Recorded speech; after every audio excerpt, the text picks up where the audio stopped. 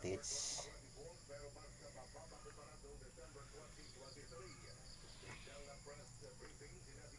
Ito yung upay ko. Ngayon lang uli ako nakapag-vlog.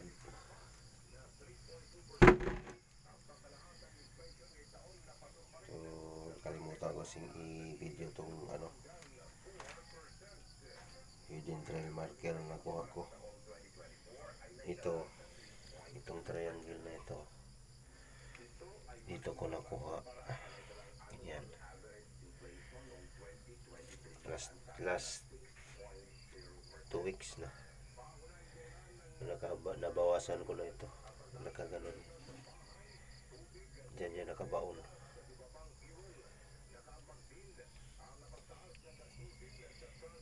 Sinukat ko na ito 6 feet 6 feet 6 feet.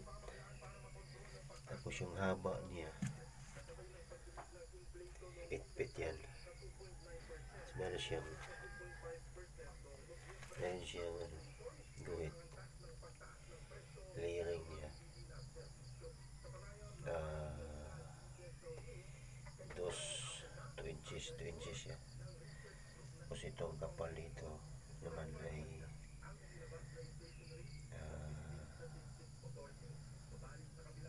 4 siya. Ito yung layer niya.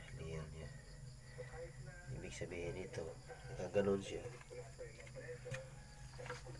Paglito ng nagbaon dito. Ito naka-flat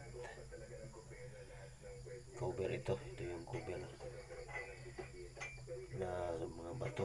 So, 3 layer yan, pang-apat itong makapal. Ito makapal pang-apat yan. Siguro ito na yung yung pinakalas niya. Kumalat nyo, binaliktad papunta doon yung muso niya, yung tulis, pero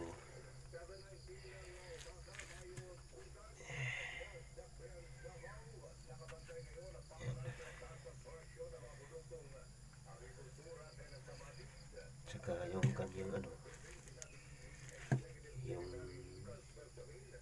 pag siya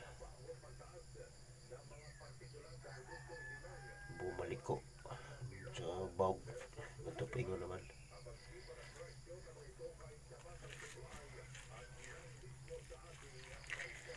So makikita to sa actual na kung talagang padrip siya punta doon. Saka itong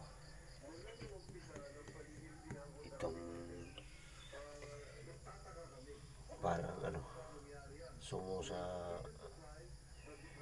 ibon paturo doon, pero medyo umingklain siya papunta naman doon, umayon dito, napapunta rin doon, ito papunta naman doon. Pero yung detection niya pati is dyan, papasok doon. Siguro may side pocket dyan kasi dito banda yung siya pala katits, nilagyan ko ng ito, bubong.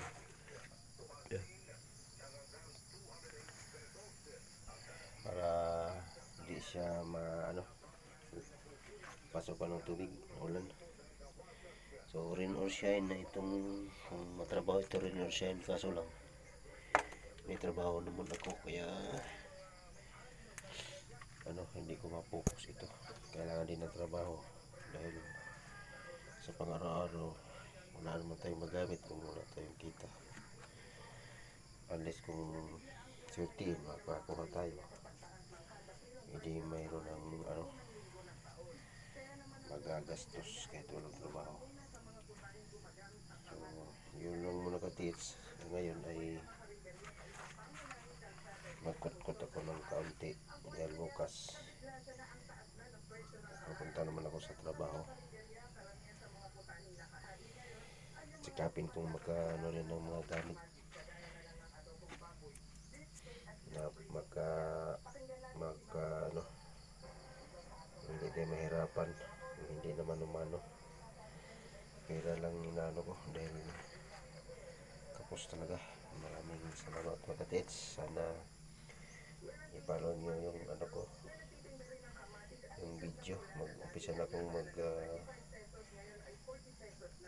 upload doon sa Facebook ko, sa KTH, at dito rin sa YouTube channel ko, at paki-subscribe po pang marating ko yung 500 subscriber, at baka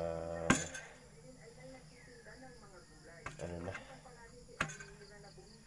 Sige po mga katits, at maraming salamat sa pagtangkilik at sa panonood. Sana rin ay skip yung ano, yung hindi skip yung patalastas niya, yung mga advertisement, para ano naman ang makalikom naman habang ano tumatagal, makakaipon dyan sa YouTube. Balang araw ma-monetize din.